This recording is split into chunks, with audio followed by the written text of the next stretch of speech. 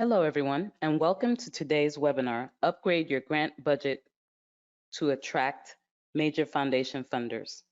For those of you who are returning Candid webinar participants, a warm welcome back. And to those of you here for the first time, I'm so glad you're joining us today. My name is Yvonne Sims, Programs Manager for Candid based in Atlanta. I'll be supporting today's webinar behind the scenes, as well as collecting questions you ask along the way and posing them during the Q&A. For those of you joining us for the first time, we want to share with you that we joined forces with GuideStar to form a new single organization called Candid. Together, we have over 88 years of experience in the nonprofit sector. Every year, millions of nonprofits spend trillions of dollars around the world. Candid finds out where that money comes from, where it goes, and why it matters. We believe that an effective social sector is critical for a thriving society, and we believe in the importance of solutions for the sector, by the sector. With Candid, nonprofits, foundations, donors, and the public can all be on the same page. Through research, collaboration, and training, Candid connects people who want to change the world with the resources they need to do it. I would now like to turn over the controls to our presenter for today, Susan Schaefer.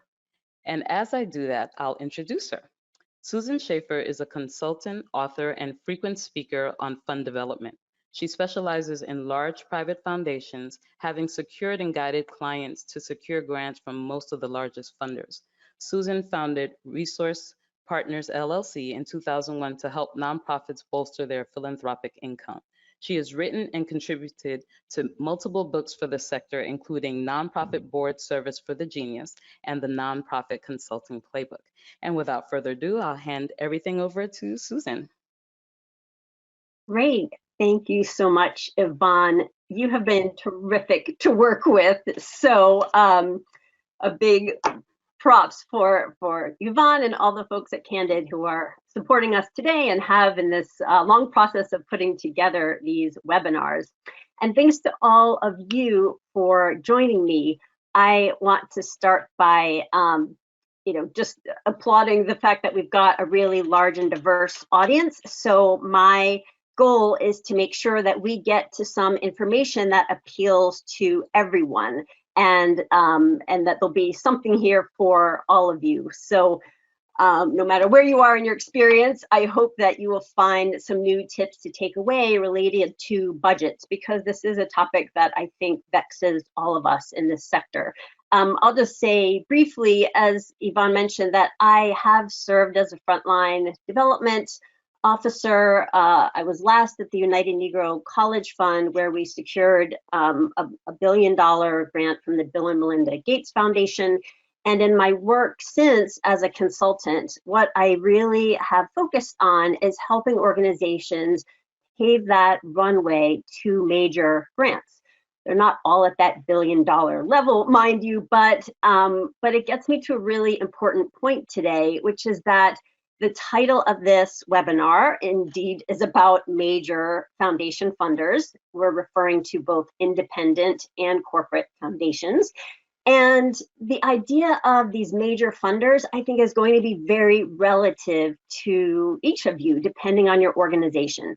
So what we're really looking at are the largest private awards that your organization receives. So we'll go over those in a moment, but the point is I'm using some aspirational examples for us today, just so that we can all feel like there are some big grants that we can all put on our wish list. But even if your organization has received its largest grant of, say, $25,000, your major funders may be in the $25,000 to $50,000 range, and that is just fine. So what we talk about today will apply to all private grants, but the more detailed we get, and you'll see how we'll create a bit of a trajectory here, I think the most advanced points will apply to those who are applying for the largest grants.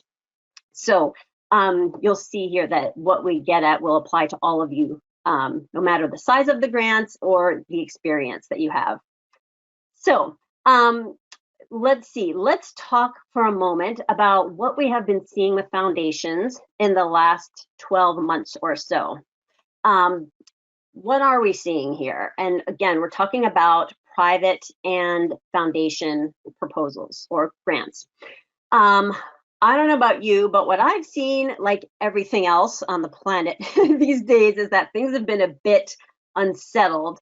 But in the foundation world, I think mostly that has taken on a fairly positive lens. Some funders have made their guidelines more flexible, others have not. Some funders are spending more than the minimum that they are required to by law, others have not.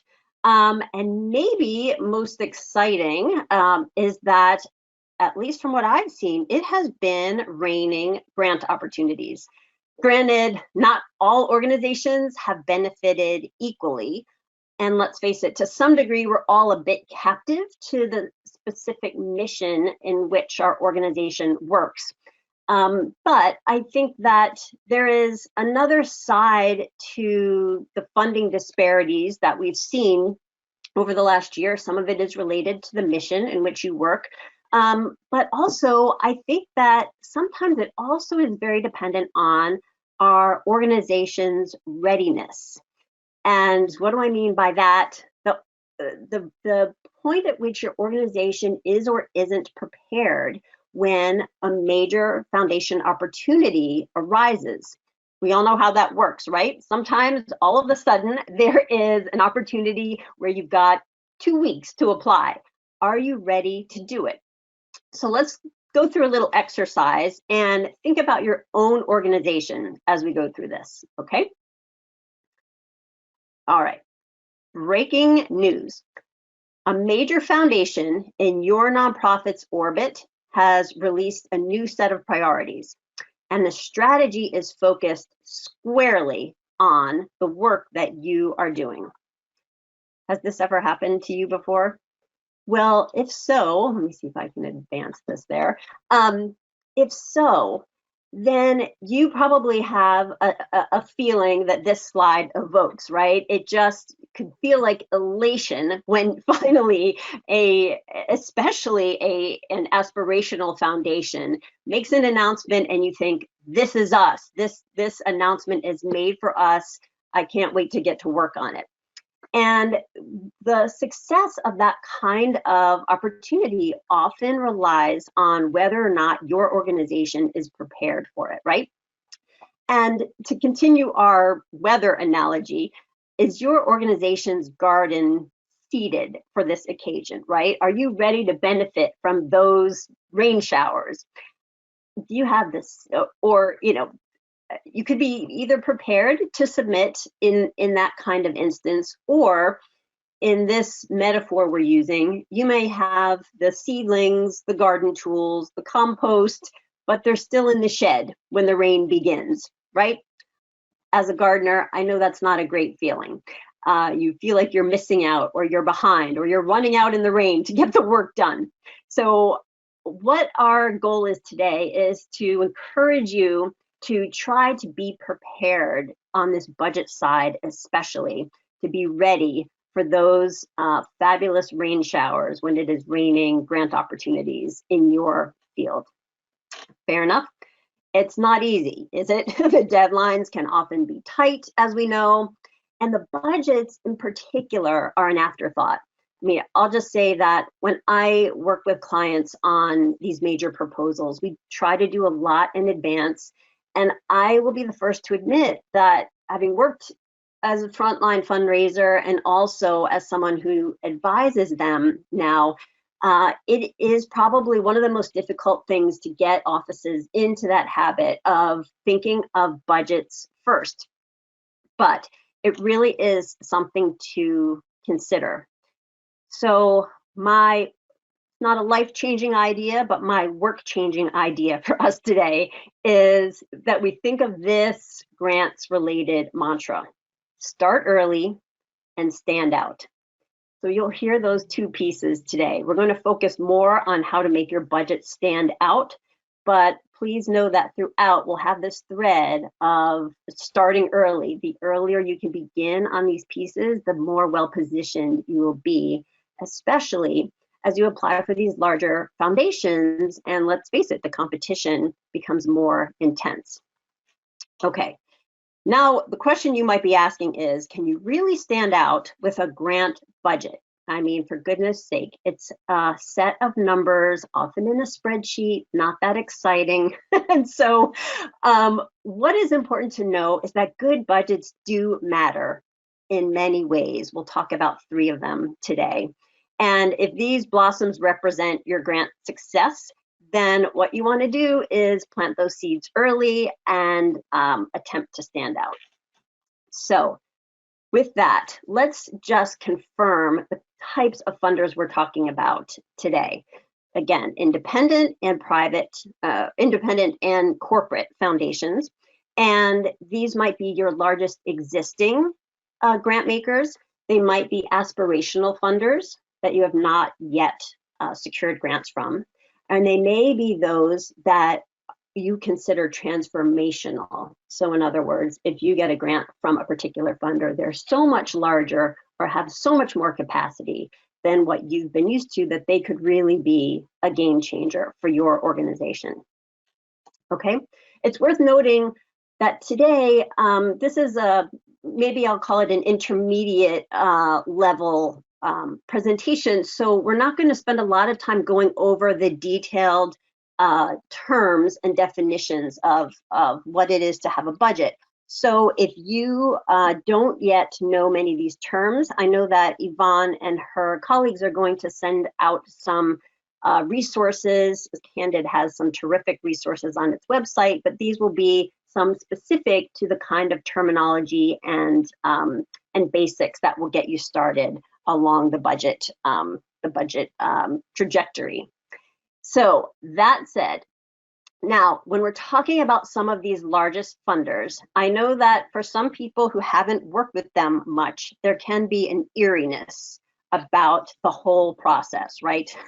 And it can be a bit daunting to decide that you're going to approach some of these funders that have reputations that precede them, or maybe you know peers who have attempted to secure grants and have not been successful.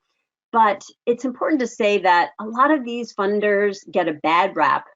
But it's worth noting that even if you've had a hard time reaching out to them and connecting, the program officers who work there generally really are good, well-intentioned people and are just often very inundated by the numbers of proposals that they request. So if you feel that you are hesitant, I hope that some of this work today will also help prepare you. Okay, are you ready for what it takes to get your budget up to snuff? Okay, if you've heard my presentations before, you'll know that I do not think readiness is quite enough. Now we are talking about your largest funders, so readiness is going to be a baseline for us, okay? It is a starting point, and in the terminology that I like to use related to grants, I call readiness a baseline eligibility where foundations might begin to consider your work. But look, if you are hoping to break out of your local foundation grant making scene and you want to secure whatever the next step is for you, that might be regional grants, that might be national grants, that might be very large national grants. What I call that next step is refinement. Refinement to me is the ability to compete for those grants as opposed to that baseline eligibility. Okay, so stick with me on this. We're going to talk about 3 areas today in those terms of readiness and refinement, and that is credibility, priorities, and sustainability. So when I think about a client's budget, I'm first asking myself whether it conveys credibility. And this is something you can often determine even at first glance. And then the second thing is, what priorities are being conveyed with the budget that we're looking at? And finally, we all know foundations ask a lot about sustainability. And frankly, I think those are pretty valid questions. So we're going to spend our final and most amount of time on that sustainability piece. In terms of credibility, we're going to be talking about that primarily through the presentation of the proposal. I'm sorry, the budget. And it does take many forms, credibility, that is true. And you might be thinking to yourself that the presentation might be the most superficial piece of this, but let me throw an example at you. When I look at budgets, I like to think of it this way. Let's say a program officer is sitting down with that morning cup of coffee and looking through the proposals that are coming in for a particular grant round. And this might be a bit of hyperbole, but in my mind, I like to think that that program officer has 50 proposals and budgets to look at before lunchtime. And let's say that this proposal reviewer is someone who likes an early lunch. So it's a few hours, 50 proposals and 50 budgets. So that's a lot to get through, right? And when you think of it that way, and then you think about the kind of online applications that we are all required to fill out these days, they don't look very sexy, do they? There's a lot of monotony in terms of the font. There's not room for graphics for the most part, or even formatting much at all. So a budget sometimes is one of the few attachments that gives you a little bit of room to do something that catches their eye. So we'll spend a short time on this, but it is worth considering some very simple steps that can really begin to make your proposal and your budget, by extension, stand out. Okay, so what we will be asking ourselves is in your budget, are you conveying competence through the presentation of that budget? Or are you projecting credibility? Now, you might think that those are somewhat one and the same, but let's look at it through the lens of this readiness and refinement framework. Now, if you remember, readiness being that baseline of eligibility, to me, that would be a competent presentation in your proposal. And to me, that would be, let's say, a good faith effort. All the required information is filled out. It's relatively easy to read and interpret. In short, there's nothing wrong with it at all. After all, it's ready for some funders. It's gotten you some local grants, maybe even some regional ones.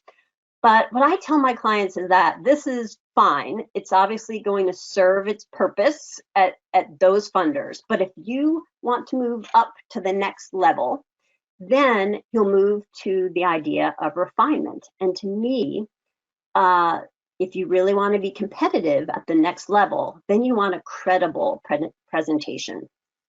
The difference might be nuanced, but that's what we're going to go into in some detail. To me, the credible presentation shows an awareness that you're compiling a budget for, get this, a human being, a reader, a reviewer, that program officer with the cup of coffee who's got 50 proposals to read before the early lunch. And what you're seeking is someone who will pause on yours more than the others. Believe it or not, it does make the experience of reading your budget something close to pleasant for someone who's got to do all of that reviewing. It seems hard to believe, but yes, compared to others, again, the goal is to stand out. Okay, how can you begin to do this? We're going to go through some case studies on these. And what I didn't mention to you is that we have our framework with readiness and refinement. The real early level, the basic level, I call rocky. So you're either rocky or ready or refined. So I want to start by talking a little bit about what it looks like to have a rocky presentation of your budget. And the reason to do that is because there's no shame in being at that level. You might be new to grants or budgets in particular, and it's just good to know where you stand and where you might need to move forward. So a rocky budget, to me, in terms of presentation, conveys a last-minute effort. A program officer can see very quickly that it's been patched together. It's either overly complicated or maybe even mind-numbing. There's just a lot going on. It doesn't make a lot of sense. So now what we'll do is look at some actual examples of a ready budget presentation as well as refined. Okay, and let me just say that these are amalgamations of budgets that I have simplified for this sometimes difficult PowerPoint format. So they'll be simplified so that you could see them well.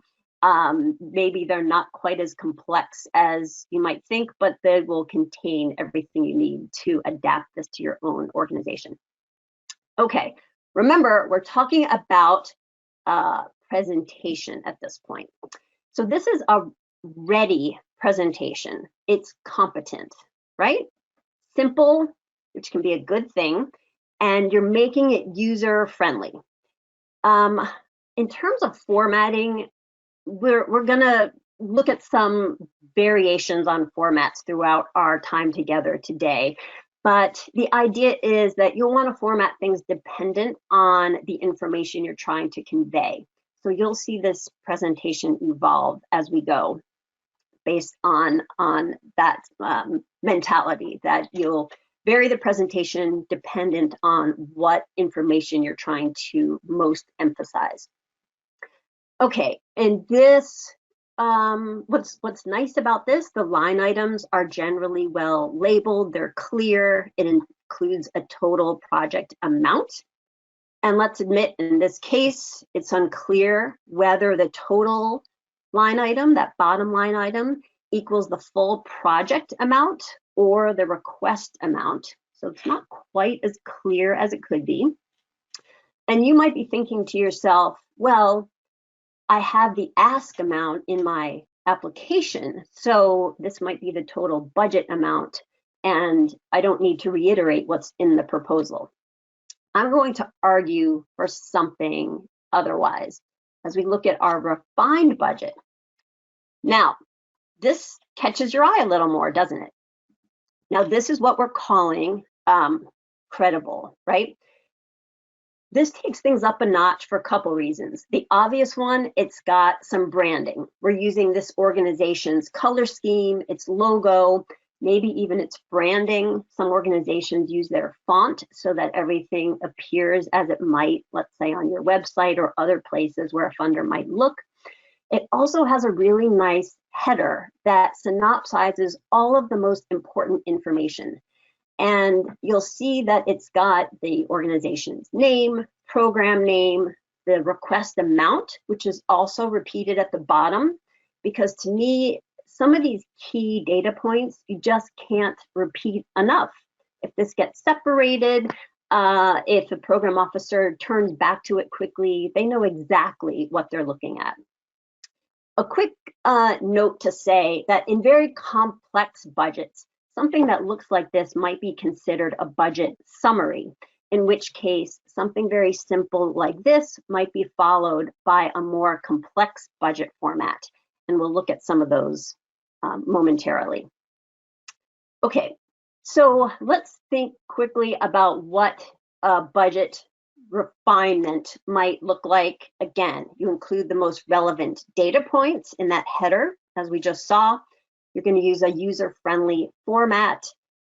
Branding really makes it stand out. Logos, colors, graphics, whatever you can do, again, to make someone remember that they saw something that was different. So what we're really getting at here is the human factor. Okay, enough said about that. Let's move on to the numbers. And with numbers, I find that the most important thing you can do, well, maybe other than making sure you add correctly and a few other things, is priorities. So what you'll see is that there are some baseline things that you need to do, such as the math and provide some accuracy. But it is the demonstration of priorities that helps to distinguish a refined budget. The relevant questions in this topic are whether you are conveying your costs through those numbers, or are you conveying your priorities? And it will be no surprise to you at this point, you really want to be doing both. When you're at that readiness level, you are demonstrating that your numbers are viable.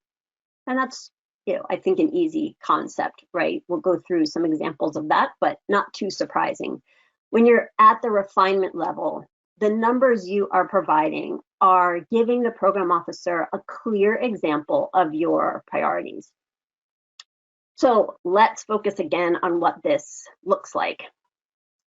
Now, at a rocky level, no surprise, program officer can tell that this was a last-minute budget creation. And how might they know that?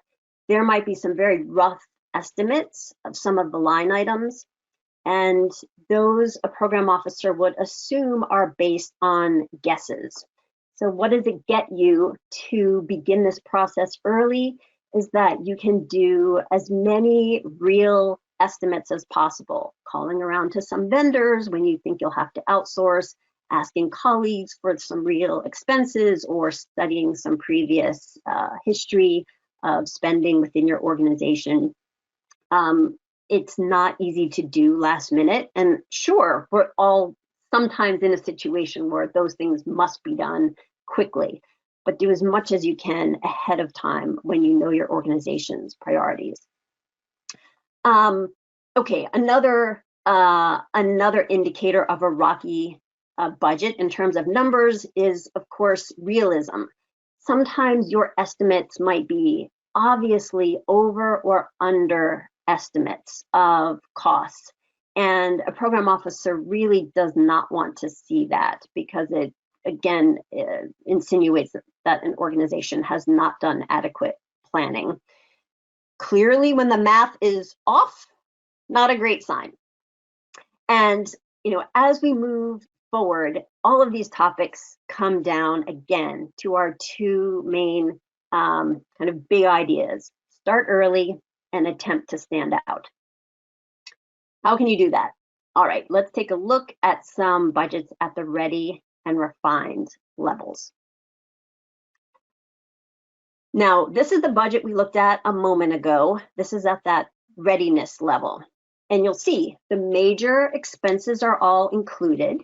Things like the evaluation costs, the administrative expenses, assuming that your funder allows them. The percentages are largely in line with industry standards. What are we referring to there? The fringe benefits, things like evaluation. There are some areas where there are industry, if not standards, at least preferences. Sometimes your funders will tell you what these are, but maybe we'll get into that a little bit just to make sure that those of you who are a little newer to this know where what we're talking about. So let's say on the fringe benefit side, if your fringe benefits at your organization are at, say, 50%, then you're going to have a program officer falling off the proverbial chair. You'll want to avoid that. If you're wondering what the industry standards are, when it comes to fringe, you'll really have to ask your financial department or financial officer what that means internally. But things like evaluation, there are some organizations that do not allow for evaluation costs. When they do, I'd say the standard is probably somewhere between 5 and 12%. Smaller grants are often ones that tend not to pay for it. But we're talking about foundations here, so there's not a large scale generality I can paint. Overhead costs, as most of you know, is a percentage of the direct costs in your budget. Mostly I like to advise organizations to ask for what you need, but some funders will not consider something over, say, 15%. And some, especially corporate foundations, will not give any overhead at all. Others give only in the 5 to 10% range. So it's a great question to ask a program officer as you're building rapport. I worked with a client just a few days ago that was submitting a corporate foundation and zero, there were no overhead costs allowed. So it's a very important thing to know. Okay, back to our list of ready characteristics here. Each of these areas is clearly labeled. The budget uses terms that are clear and there's no jargon that's used here. Importantly, there's no large miscellaneous category. That is, it's okay to have a small miscellaneous category. I'd avoid it if you could, but sometimes organizations put some big numbers in there, a definite red flag.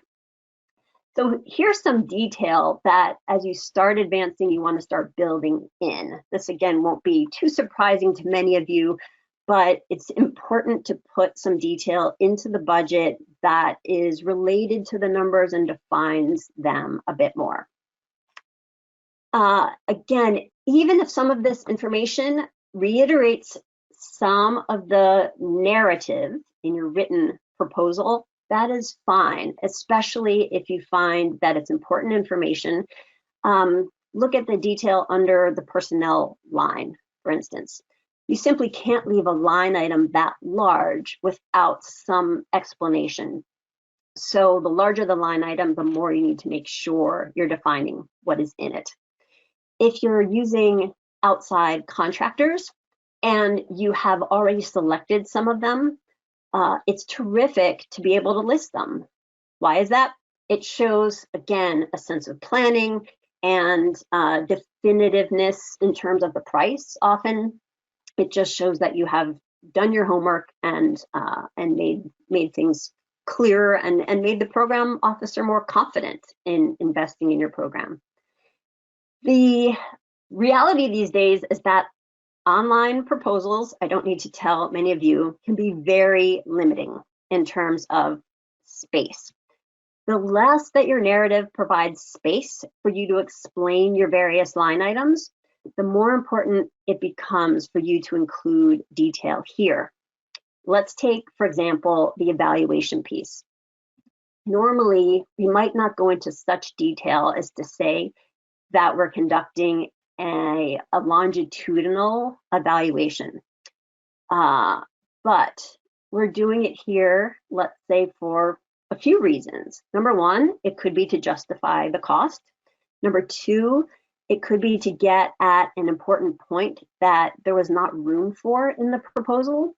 So maybe this application only allowed 250 words for the evaluation section, and you did not get a chance to talk about this esteemed Doctor Who will provide your longitudinal evaluation. Sometimes the budget is where you need to do that to get in those critical pieces that justify your numbers. And also sometimes we would beef up these details to hit home a point worth making twice. So even if within the 250 words, you could describe the evaluation as longitudinal, doesn't hurt to repeat it here because, as many of you know, a longitudinal study, which tends to be one that is the most expansive and scientific, can often go beyond the grant period, and it's something worth possibly noting twice. So, and finally, we want to keep the cost as believable. I referenced this earlier. You don't want to pad it, you thinking that you might receive less than you ask for. You also don't want to aim low, thinking that there's no way you'll receive the full amount. We'll talk about the latter point momentarily, but of course, the reason for these things is that it takes time to do business, and if you receive less than the full amount, you open the opportunity to discuss whether you can raise more or cut back on services. And of course, if you under budget, you stand to lose out on securing the full amount. So ask for what you need, and we'll get later to the way in which you might be able to parse your budget a bit and ask for this particular funder to provide more or less of that slice of the budget. I did just reference something that I think is worth stopping on. Many of you who have done this before know that funders really love to ask, especially recently, what will you do if you don't receive the full amount? And I think it's very important to go into every proposal having an answer to that. If you don't have an answer that is the obvious and rational one for your organization, think about the idea that you're simply going to have to cut back on services, and think about how you would do that, because the funders really do want to know the answer to that, and they feel like they need to know it in a genuine way. So that's something you can certainly prepare for. Okay, how will you get your numbers to get to that refined level? Now, if you look at this budget and the final right-hand column, you'll notice that the numbers are increasingly real and not rounded. Look at the fringe line, for instance. We had a 25% fringe in the previous line, and it's 26% here. Not a big difference, right? But here's another one. I've changed the app developer, the software development line, to reflect a more accurate accounting. And of course, you may not have every estimate down to the dollar, but you want it to be something, again, that looks like you've done some research and is reflecting a reality. In my book, rounding to the thousands is not a great idea. Hundreds can be okay. All right, now taking it to the next level, funders are increasingly looking at the consistency between your narrative and the budget. So for every major proposal that you write, I suggest looking at it alongside the narrative at some point. If possible, you want all of your major expenses to be mentioned somewhere in the narrative. Some people will say to me, well, isn't that redundant at some point, especially when you start getting into these details? So I'll reiterate again, I don't call it redundance, I consider it clarity. This budget has no line items that are terribly small. So ideally, they would all be mentioned in the proposal. And for instance, if you don't have the opportunity to mention your social media consultant in the proposal, at a minimum, you want to talk about the social media strategy, because that number of $50,000 is the smallest one, but I think it deserves some kind of reference. When you do struggle to include all of the detail in your narrative, then the footnotes become your friend. You likely know that many grant applications can be very structured, but the budgets often, not always, are less so. If you're able to fit in a footnote, it can be critical. For instance, in this example, you'll see that there are some job descriptions for the program staff. And I would say a fair amount of grant applications might ask you for the qualifications of the people who will be running the project, but not always for the job descriptions. I'm not suggesting that my footnote here is ideal, because again, I was a bit limited on space, but when you have two people working full-time on a program, as we have here, you really want to make sure that you are conveying the idea that that number, that full-time number that you are attributing to those staff people, is something that that is warranted. So the more you can describe those job descriptions somewhere, the better. Okay, so this is also a good place to include in the footnote, that is, places where there might be a discrepancy between what you think the program officer might see and what is reflected in this budget. I actually want to refer to a question that came in pre-webinar from Kelly about something related to this. There are all sorts of places where the funder might see a discrepancy in, let's say, the financials you submit that might be audited or more formal, and pieces of these budgets. And in those cases, I consider it an imperative to describe any discrepancies in figures at this point in footnotes. It's really about the only place you get. And the last thing you want, again, is to leave your program officer with questions. Finally, here, I want to show one quick slide of some detail. And this is a formatting option that stands to give you more flexibility related to the numbers. And this is, as many of you have seen before, a way to break down your line items into some greater detail. Nothing particularly wild about this, but important to just show that I'm simplifying some of these for PowerPoint reasons, but it can be terrific to break down your budget into these smaller pieces and then get a clear way to describe each of them. Okay, refinement, again, when we're talking about the numbers, you want them to reflect your priorities. Realism, for sure. Detail, the larger the numbers are, the more detail you need. And the detail should be cross-referenced so that the detail in the proposal and the detail in the narrative are very much in sync. I know that might sound like a basic point, but believe me, I've been someone who's done this plenty myself. You think that those two documents, the budget and the narrative, are so in sync, but when you look at them side by side, it really is a great exercise to point out to yourself or among colleagues that you could really do a terrific job bulking up the rationale for some of these bigger numbers by having a lot of back and forth between those two documents that justifies each of them. Okay, deep breath. We've got one more category to go, which is sustainability. And this is where we'll spend some sustained time. And I'll be honest, this is where most organizations fall down. How do you approach the question of a budget narrative? The answer is that it's, that budget narrative, as many of you know, if you've applied for major grants, it's not asked for very often, is it?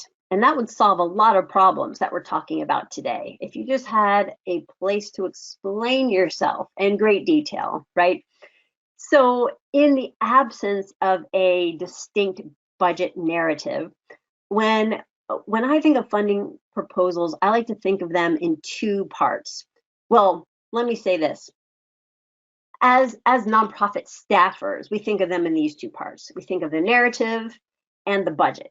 And that's how we've talked about them today so far. And that frame suggests that the former tells a story, the narrative tells a story, and the latter does not. So let's look at the many ways that you can convey sustainability based on bringing those two pieces together.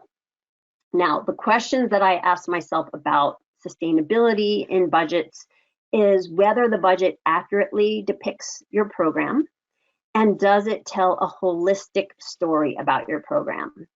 To me, these are the pieces that start really making budgets stand out when you're talking about major grants. The questions here are readiness. We're looking at numbers as required data points. And at the refinement level, we are telling a numeric narrative. So it's really bringing everything together in your narrative and telling a story. The theme of that story is sustainability. And the question is, can your program officer really gauge what your program is about just by looking at the budget? And then does it convey sustainability? So a little complicated, but I think you'll see where we're going quickly. Not surprisingly, the rocky stage of this is you can spot it in a minute when we're talking about the kind of storytelling you do in a budget. The last minute budget creation becomes very obvious when the budget and the narrative are providing different messages. If you want to stand out among major funders, this is where you want to focus. Okay, let's give some examples of both the readiness and the refinement categories. Okay, when I'm working with new clients, I always like to take a proposal and begin with a budget and see what I can gauge from it. And often what happens with that is I look to see how they position their multi-year projects, especially. And you'll see here that we have begun to expand our little sample budget with a year 2. Ideally, when you are looking at multi-year projects, you will spell out a phase of it. So let's say it's a starting, it's a new project, maybe it's the first 2 or 3 years. If it's a project that has been going on and you began a new phase of it last year, let's say, oh, a virtual phase, something novel that began in 2020. This year, you might have 1 year of a phase that has already taken place. So this example shows a funder, shows a potential funder. Let's say the funder does not allow multi-year grants. So if you look at the bottom, we're still requesting $1 million from this funder, but we're showing year 2 anyway because we're conveying a sustainability theme, and we're telling a holistic story that we have planned this project and that it will indeed continue beyond year 1.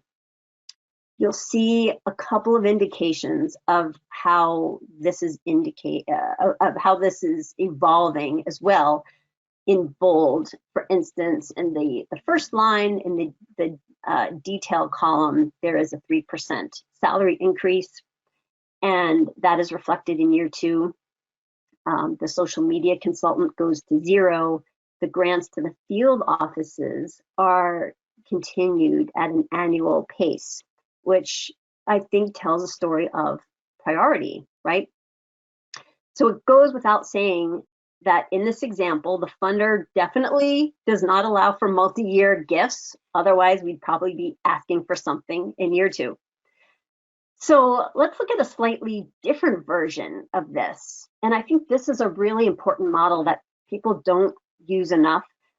If your project did exist last year, oops, forgive me, let's say again, if it had a virtual bent or whatnot, or just began a new phase last year, you might consider including that previous year's budget in the proposal, even though you're asking, in this case, for funding only in year 2. And you might highlight that column to make sure that it's very clear to the funder that this is the request year, but you're again just showing a history of funding and what happens to the expenses. And in your narrative, you may well reference some of the year 1 pieces. Okay, so this is a terrific way to tell a story with your budget, and again, one with a theme of sustainability. Now we're going back to the first example we looked at a moment ago. And we're asking here again for funding for year 1 of this project. An increasingly important feature when you are telling this multi-year story is the income table, which is also known as the unmet needs. It would typically come, it could be part of this spreadsheet, but in this case, let's say it would fall beneath what we're looking at here. So take a look at the year 1 and year 2 columns here. They would follow into the 2 rightmost columns of this piece. This is the unmet needs section that is showing the other sources of funding. And importantly, we are showing in year 2 how this program will ideally be funded in year 2. Okay, a pretty simple idea, but again, something that gives the funder a level of confidence about both your planning and potential execution. And you might say, well, wait a second, we can barely fund this year. How are we going to plan for next year? So you may, as here, there's the Wonder Donor, is planned to provide $1 million and save the day. It is just fine to include some planned funders here, because again, if you do any sort of development planning, ideally you'll at least have some ideas of funders you will include. And even if you have not approached them yet, it shows an organizational culture that thinks about sustainability. If you list those funders now, as most of you know, funders do talk amongst themselves, and so providing actual names can be really critical. Be as honest as you can in this section. This part of the budgeting process might make you feel like the planning piece of your organization is not quite as strong as it needs to be. And I think that is, in a way, a great result. If some of these proposals can turn the tables and help your organization get into a mentality of doing additional planning, I think that's terrific.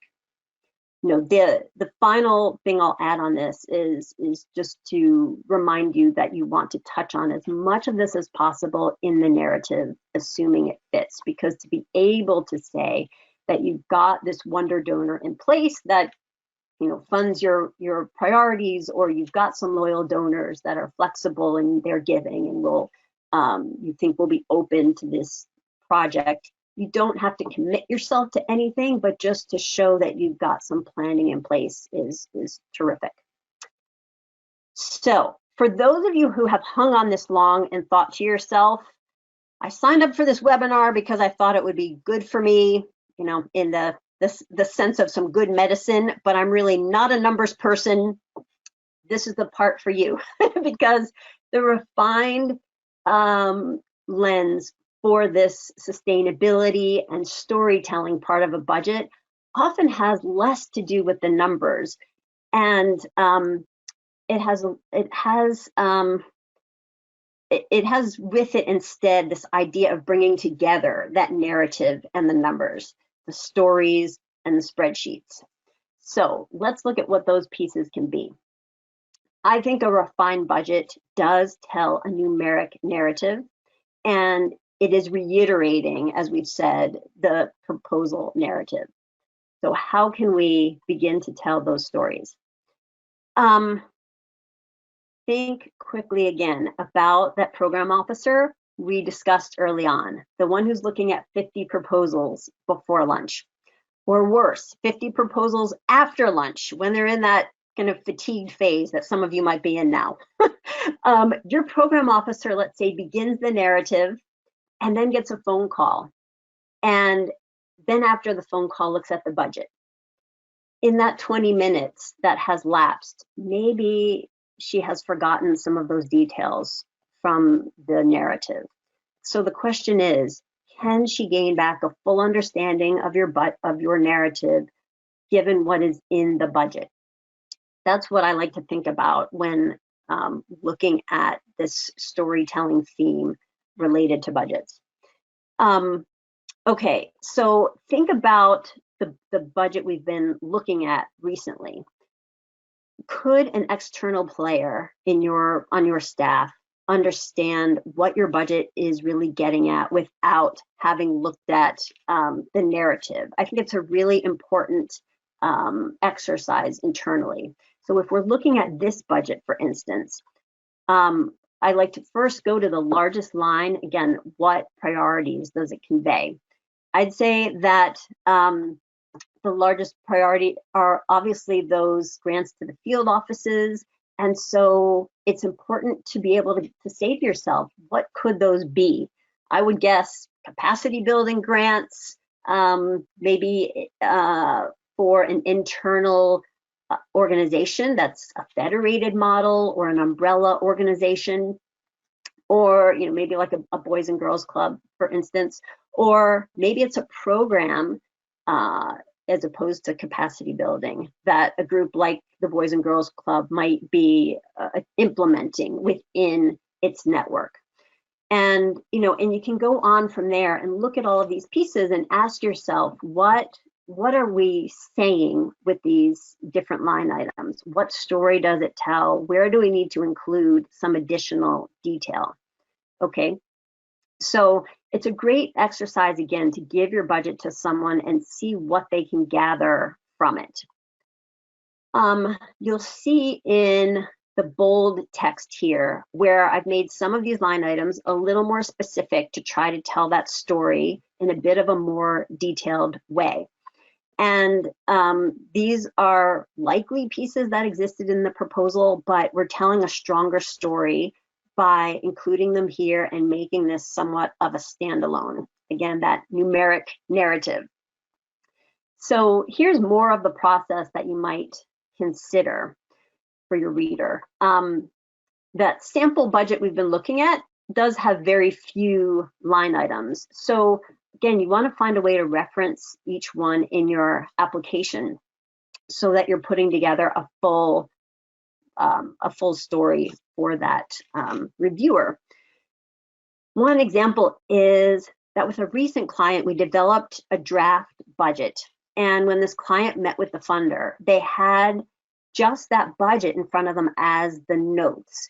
The client did, that is. And really having prepped that budget provided us with all of the information needed to talk very eloquently about what was a new program. But the detail in there was just a very, concise one-pager that gave us everything we needed. And it served for the prep for that meeting. We even convinced the CEO that that was some terrific prep. And after a little bit of hesitation, he agreed that that was really an unusual and maybe a good way to start looking at meeting prep related to some of these proposals. And you'll just be amazed how much your perspective changes when someone from the outside is attempting to become an insider and you're trying to convey your proposal via the budget. So I encourage you to try to do it internally and see what kind of reaction you get from your colleagues. It really raises the bar. Some of the questions that I like to ask as we're putting it together are the ones you see here. What can we do to further tell this story? What makes it a good investment? Some of these will be in the footnotes, but some can come right into the budget detail itself. Which line items warrant further explanation? What else do we need to include to make this application more understood? And something we've mentioned a bit here already is the balance of things, right? How do we think about the largest line items, and are those balanced out with the narrative? So in our proposal, it was obviously those grants to the field offices that were the largest line items. So you would expect in a budget to see a fairly proportional amount of the narrative dealing with that piece. I think that's a really critical theme that I hope you'll take away today. And look, while you don't need to mention everything and probably don't have room to mention everything in the narrative, it can be really important to find ways to slide things in where they're not fully asked about in your proposal.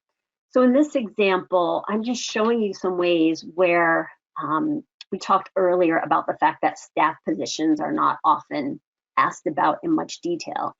But these show you some examples of how you can slide in these titles so that you can reference just how important, especially the higher paid FTEs are to your program. Okay, and just to give us a light lift near the end here, you're wondering what basketball has to do with all this, in addition to the fact that it's a big theme during March Madness, right? It serves to me as a reminder that no basketball team is complete without some assists. And in your proposal, You want to make sure that you are telling the sustainability story with as many assists as possible. So that is, who are your program partners? Who are your volunteers? Who are the people, organizations, and resources that are adding to your budget in ways that is going to really tell the full story and make a funder know that it's not just cash, not just their cash especially, that is going to make this proposal successful. Okay. A quick example here. This is a bit more elaborate from our earlier unmet need spreadsheet, and I've got a few more examples here that just show in that status section that there are some in-kind gifts. There are dates that show when you plan to submit. Again, all of this detail gives a funder added confidence that your proposal is and your program is something that is supported by a whole village of people and organizations that are going to make a difference. So while you may not have any program partners per se that are providing in-kind support, even your donors are obviously a big piece of that. Okay, and finally, this image is meant to encourage you to consider describing anything about the budget creation process in your narrative or in your footnotes, or as we've discussed, both places. How did you come to the estimates you did? Especially if those numbers are large. Again, your grant maker wants to know how you came to this determination. Is it from a real estimate, from a contractor? Is it from previous experience? Are you estimating costs based on something that a peer organization has done? You might wonder how all of these things that we're talking about get at sustainability. But the bottom line is, if you can tell that a budget is based on priorities and partners and future thinking, that is really what funders these days, who incidentally do consider themselves investors, that's what they are looking for. And I think the larger your budgets and programs get, the more that this matters. So to synopsize this piece, your storytelling should be a numeric narrative that is balanced. Your biggest numbers are really explained in the most detail. You talk about those assists, and you mention, if you can, the budget creation process. We have gone through a lot of information here, so I wanted you to know that in your deck, there is this piece that synopsizes everything we've talked about, that your presentation should be both competent and credible, that your numbers be both pragmatic and reflect priorities, that your story will focus on the short term and a sustainable path forward. Your organization, let's face it, might fall into different categories in each of these areas, and that's fine. It gives you a path to know where you need to focus. I want to give you time to think about what else might be on your mind. There's a lot of content we've covered here, and I'll say that this refinement and readiness framework is something that I use to talk about all aspects of major grants. I'm also going to be starting a newsletter on that topic broadly of major grants, and feel free, if you'd like, to subscribe. Here's the Substack. So with that, I will thank you again, Yvonne, for keeping us whole here, and look forward to your questions. They have plenty, Susan. Thank you so much for all of the great information.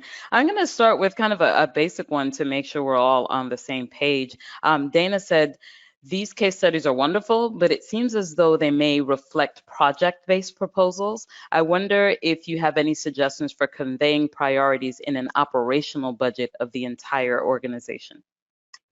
I had a feeling that topic would come up, and it's so good to hear it, because let's face it, not many people felt that they needed to ask that question a year ago. So I do think it says something about where the field is going. You're right, focus on projects and programs because that is still where the bulk of especially major grants are coming from. And let's be honest, with your unrestricted or general operating support budgets, there is less leeway in terms of how you present them. So some of the things we talked about today are useful in terms of the presentation. You can certainly work on that. Some of the other, the numeric piece might be out of your hands as the frontline grants person, but I do think there's a storytelling piece to convey. And I think that is where you can focus and potentially even add some footnotes or detail to what might be a pretty standard organizational budget. And you can highlight areas that might be larger than they've been in the past. So you can describe why or how they're growing, or highlight in your narrative why there are certain areas that are growing, especially since some funders might ask for multiple year budgets. So I think that's a really critical piece, and I'm so happy you brought it up, where there are disparities and you're looking at year over year general operating budgets. You want to be able to account really closely for the areas that changed, but also for the areas where there's added emphasis. So a new big line item that reflects your new move to virtual global conferences. I think that's a very important way to tell, again, a story. Thank you so much, Susan. Another popular question was about templates. You know, we're in the age of now having templated or online applications. Are you still able to make your budget stand out and follow your recommendations if you have a template you need to follow? It is true, templates make it difficult. So I will be honest in saying that I have sometimes taken liberties with templates, but only have gone so far. I never want to change what the funder prescribes in terms of the categories, the columns, the even the general formatting. But where I think you can take liberties sometimes is doing some of the things we talked about today. Which are those? I think, if possible, you can include your logo still, if the formatting allows for it. You can add some of the headers sometimes. So I have found that some foundations templates are honestly so poor that it doesn't even allow for the organization's name at the top, something that simple. So I will add pieces like that because it will stand out, but also it will just make the information clearer to maybe a funder who is new to creating that template or just erred and forgot to include some basic information. So that's a long way of saying that I will tinker with those templates to the degree that it doesn't make a substantive difference. And my hope is always that the funder will see that I'm trying to do something to stand out and present my organization in a good light without ever looking as though I'm trying to dismantle what they have put together for us. So I hope that Thank you. question. Yeah, that sounds definitely helpful. We had a lot of questions about when you have multiple funders. So I'm going to try to cover a couple together. So it's essentially, should you name funders? In terms of the question, what will you do if you don't receive the full amount? Um, you know, how do you kind of gracefully say that you're looking for other funders or you have other funders? How does that work exactly? I'm so thrilled with this question because I do think it's one of the biggest myths about applying to funders is that you want to really keep your prospects close to the vest. And it's actually the opposite. It can really behoove you to be as explicit as you can about not only the ones who have provided support already, but the ones whose applications are currently pending and the ones that you are planning to approach. Why is that? These program officers really do talk to each other, whether you're at the local level or the national level. They talk to their peer organizations. And it's a bit of a myth that foundations are risk taking and they want to fund something new and innovative. They really don't. So what they prefer to do is be a part of a group of investors. So if you are able to tell a foundation who else is on your list, and that could be past, present, or future funding list, it gives them the opportunity to pick up the phone or send an email and contact some of these other groups and honestly talk amongst themselves to see who else may be interested, because it's true that they don't want to be in this by themselves. So they'll sometimes gauge what others are planning to do.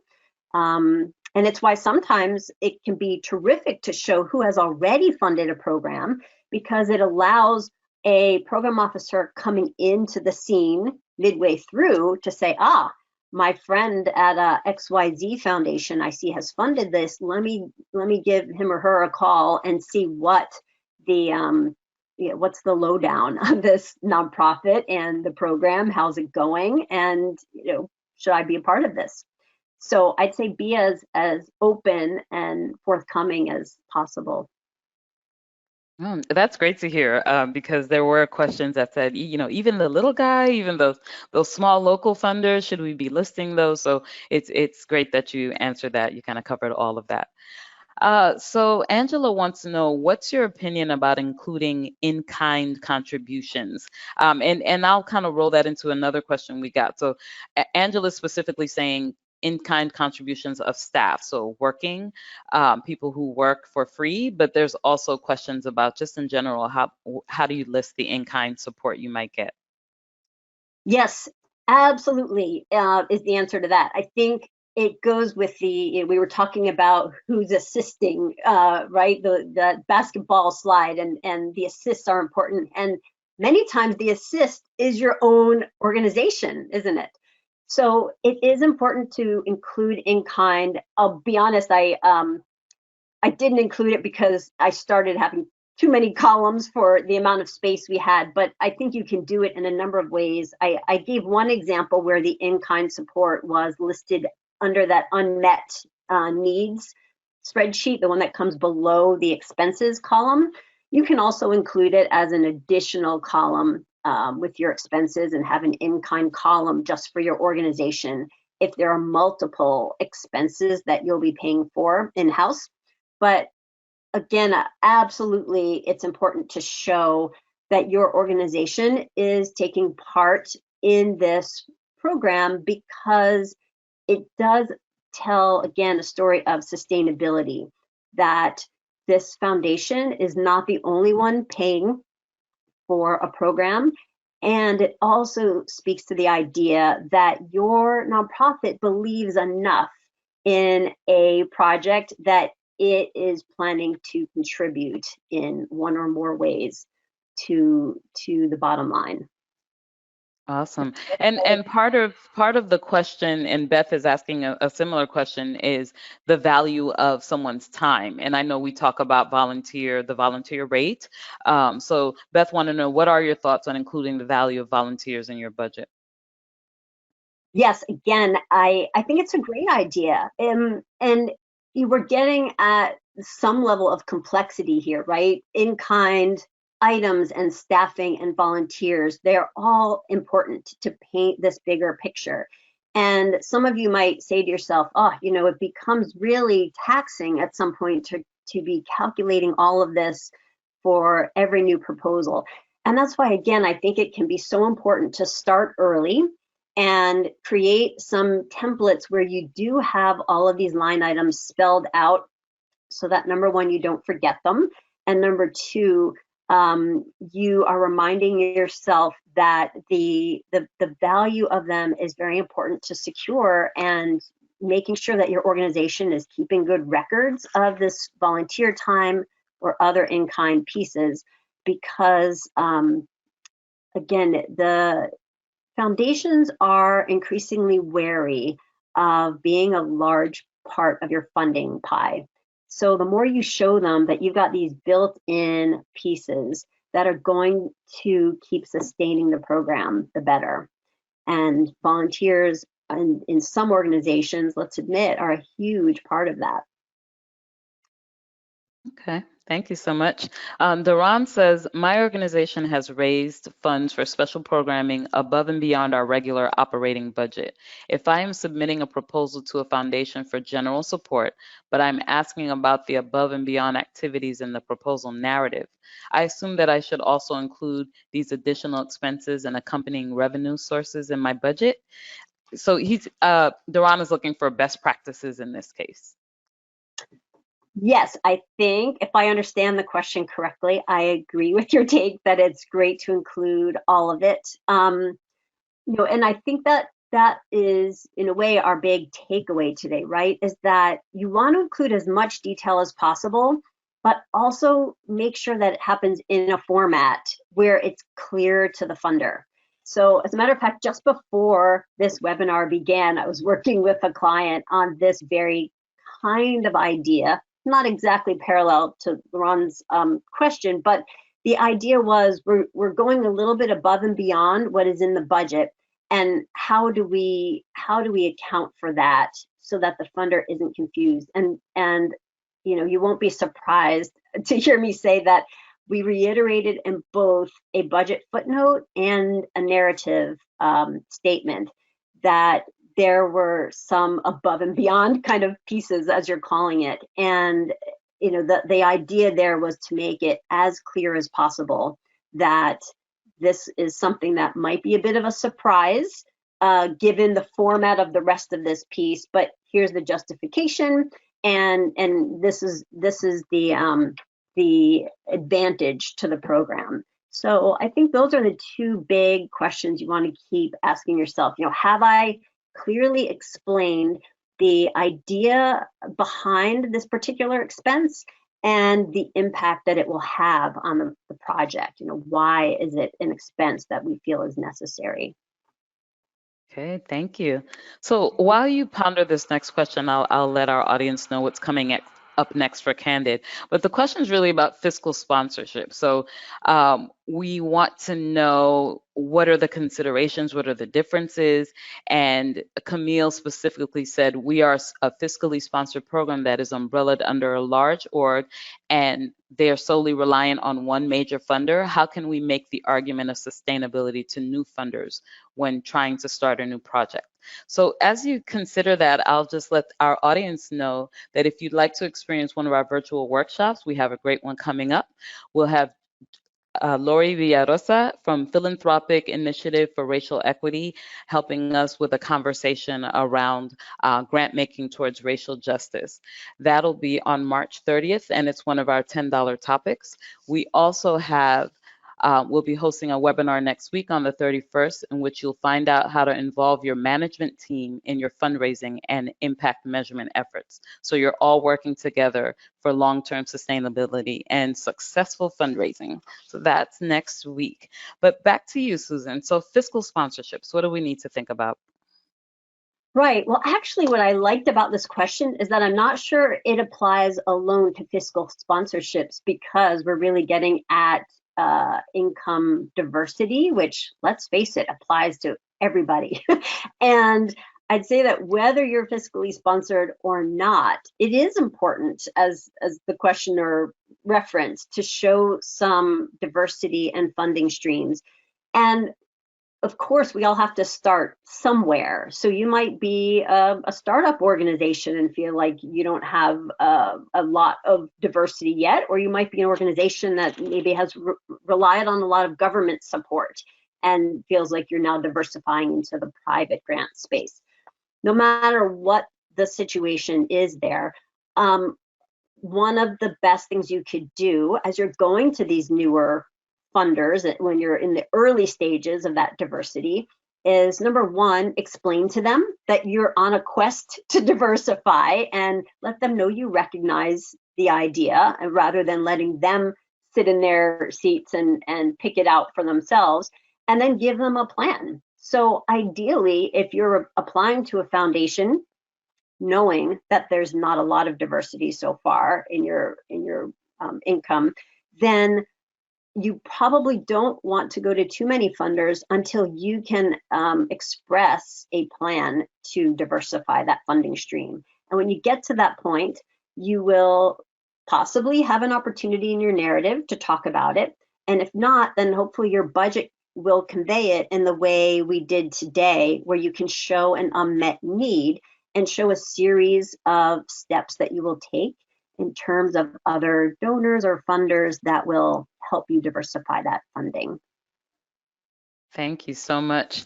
I'm going to ask you some kind of nitty gritty, how do we do this?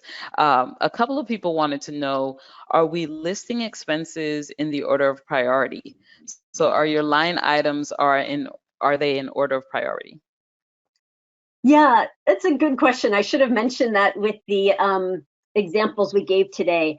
I don't think there's a right answer to this. They could be the level of priority. Many groups do it by size. I think that there's somewhat of a standard, which you'll see in funder templates that begin often with personnel and then move from there to what tend to become the smaller areas. If I have total free reign, I do often try to list personnel tends to come first, but then I'll list the other expenses in terms of the order in which they appear in the narrative, because again, I'm hopeful that the funder will be looking at them simultaneously. And even if they're not, it might just provide a reminder as they look at one and then the other that this is a sequence that they recall from reading the former. So there's no right answer on that one, but if, as you can probably tell, I would advocate for the idea of telling the story and doing so in that order sequentially, if you can. But many just use kind of the same standard format that you tend to see in the general operating support budget, and there's nothing wrong with that. Okay. And then similarly, some more kind of how-tos. How about footnotes? Sarah said, many potential funders want to know strategies for continued funding or filling in gaps. Would you address that in a footnote? Eleonora also mentioned the amount of salaries from the audits in the budget. There may be a discrepancy. Is that something you would mention in a footnote? Yes, to the discrepancy piece. Any discrepancies find their home in the footnotes, I think, and a really important thing to do. Look, you don't want to go overboard with the footnotes, but they can provide a really great way to fill in gaps. And so I'm not sure I got at the first part of that question outside of the disparities. Yvonne, you want to remind me real quickly if I did not? Someone said if the funder wants to know strategies for continued funding or filling in gaps in the budget, would you address that in a footnote? Yes, thank you. So I'd say that the best way to get at that specific piece is, again, in that unmet needs spreadsheet or piece of the spreadsheet that we looked at that lists funders and really lays out your continued funding plans. Sometimes that piece of the budget is not allowed.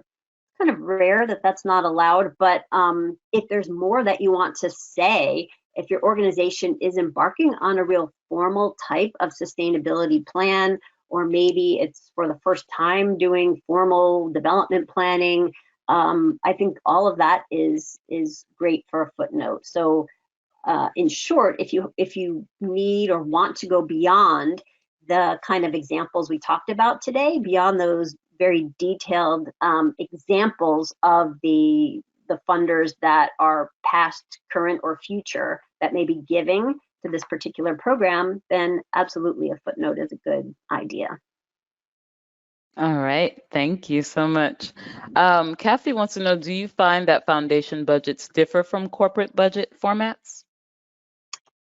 Yeah, the formats, I think it varies quite a bit depending on the size of the funder, right? Some of the more sophisticated independent foundations will require some fairly sophisticated budgets of you. And then, of course, if you're applying for a $10,000 local grant from a family foundation, that will be a fairly simple budget. So to me, the difference often comes in size rather than foundation type. But for me, it's maybe less the format that's different than the requirements. I think corporate budgets tend to be a little more lackadaisical. I hesitate to use that word, but I think they're a little more focused on the big picture, while the independent foundations are looking at a lot more minutia, um, at least on the budget side. We had some technical kind of, what do you mean by fringe benefits? What's your source for fringe benefits? I know there's some industry standards you had mentioned. So where do you usually go for that information? Yeah, well, I haven't looked at it very recently, but I would say Candid is a great place to look for some of that in terms of basic definitions of pieces. There are lots of books that have basics of grant writing where you can find pieces related to that. And I'd say for Fringe in particular, you probably want to go to whomever is in charge of your finances, because let's face it, fringe benefits, which is a component of your personnel budget and relates to, of course, all of the extras you get on top of a salary.